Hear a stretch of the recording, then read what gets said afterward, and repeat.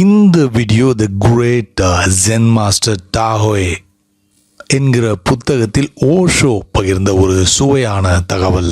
டாஹோய் பற்றி அதிகமாக படிக்க விரும்பும் நண்பர்கள் இந்த புத்தகத்தை மிஸ் பண்ணாதீங்க. ஆனால் இந்த வீடியோ சென்ட் பிரான்சிஸ் ஆஃப் அசிசிக்கும் அவருடைய கழுதைக்கும் இடையில் இருந்த அருமையான நட்பை பற்றி தான். ஓஷோ தன்னுடைய பல சொற்பொழிவுகளில் பல முறை சென்ட் பிரான்சிஸ் பற்றி பேசியிருக்கிறார் என்பது ஓஷோவை வாசிக்கும் நண்பர்கள் நன்கு அறிந்ததே. இருந்தாலும் சென்ட் பிரான்சிஸ் பற்றி அதிகமாக தெரிந்து கொள்ள விரும்பும் நண்பர்கள் நைக்கோஸ் கசான்ஸ்கிஸ் எழுதிய காட்ஸ் பாப்பர் என்கிற புத்தகத்தை வாங்கி படிக்கலாம்.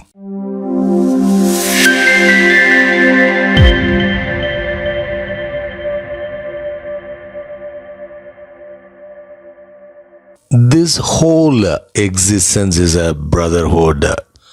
புனித பிரான்சிஸ் தனது கழுதையின் மீதுதான் பயணம் செய்வார். தனது கழுதையை எப்போதும் பிரதர் டாங்கி என்றுதான் அன்பாக கூப்பிடுவார். இதை பார்த்த மக்கள் மிகவும் குழப்பமடைந்தனர். சிலர் அவரிடம், நீங்கள் கழுதையை இவ்வாறு அழைப்பது மிகவும் வேடிக்கையாக இருக்கிறது. மக்கள் இதை பார்த்து சிரிக்கிறார்கள், கேலி செய்கிறார்கள் என்றார்கள். அதற்கு அவர், ஆனால் கழுதை ஒருபோதும் சிரித்ததில்லை. And I am addressing the donkey, not the people. எங்களுக்குள் ஒரு அருமையான சகோதரத்துவம் இருக்கிறது என்று சொன்னார். அவருடைய கடைசி நாளில் இறப்பதற்கு முன்பு அவரது கடைசி வார்த்தைகள் தொலைதூரத்தில் இருந்து வந்த சீடர்களிடம் அல்ல, கழுதையிடம்தான் பேசப்பட்டன. அவர் கழுதையிடம், பிரதர், நான் போகிறேன்.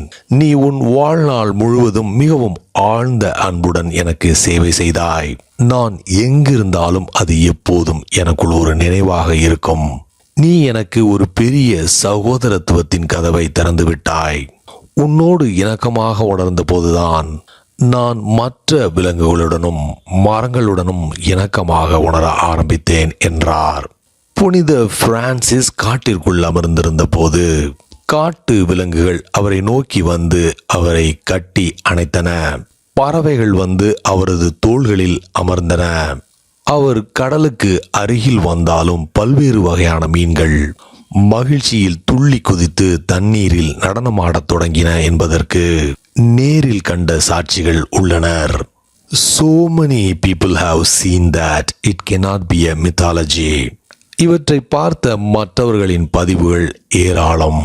இதன் ரகசியம் என்ன என்று அவரிடம் கேட்ட போதெல்லாம் அவர், எனக்கு தெரியாது, எனக்கு ஒன்று மட்டும் தெரியும். நான் என் கழுதைக்கு ஒரு சகோதரனாக மாறிய நாளில் திடீரென்று இந்த மொத்த உலகமும் ஒரு சகோதரத்துவமாக மாறியது என்றார்.